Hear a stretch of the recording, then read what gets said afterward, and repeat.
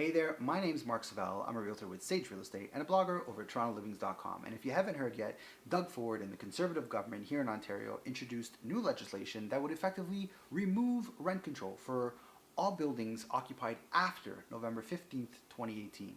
And on the surface, that might sound really lucrative to the condo investor, but let's take a closer look.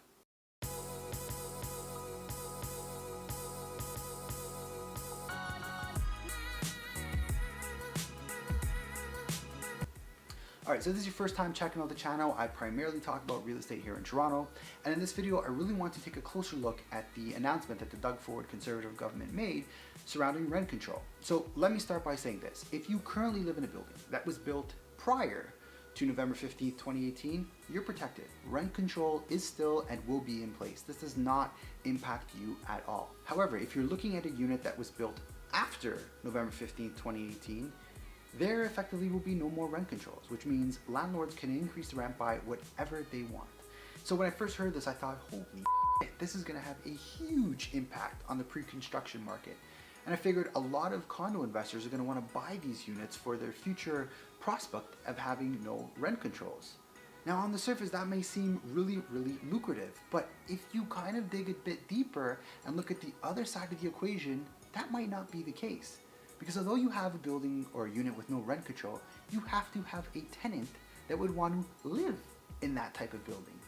Now look at the lay of land here in Toronto. We have somewhere in the range of 500,000, probably more, condominium units. That's not even taking into account apartment rental buildings, just condominium units.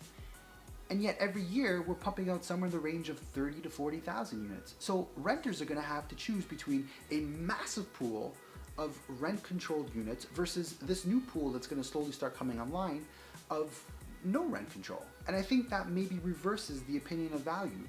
Maybe units that are built prior to November 2015 will be more valuable because a renter will say, hey, I would want to live in a building that gives me the stability of a more conservative increase per year. Whereas these new buildings, the sky's the limit. The landlord can say, I feel like charging you another $500 this year. Deal with it. Right? So when you look at it like that, I think, this might not be as lucrative as it first sounds. Now, here's the other thing that really crossed my mind. Governments change. These are the rules today. But what if you go out tomorrow, you buy yourself a condo and it takes 3, 4 years, maybe 5 for this condo to be completed, and the government is no longer conservative or with Doug Ford in power? They could effectively change the rules as they did last year and put rent control right back to where it was. So in saying all this, I guess the headline may have seemed really attractive. But buy carefully, invest carefully, because you don't want to be running after this one small policy change that could effectively backfire even at face value. And so those are my thoughts on this whole matter. If you have any questions, leave them in the comment section below. I'll do my best to get back to you. And if you haven't yet, please hit subscribe. Thanks for watching.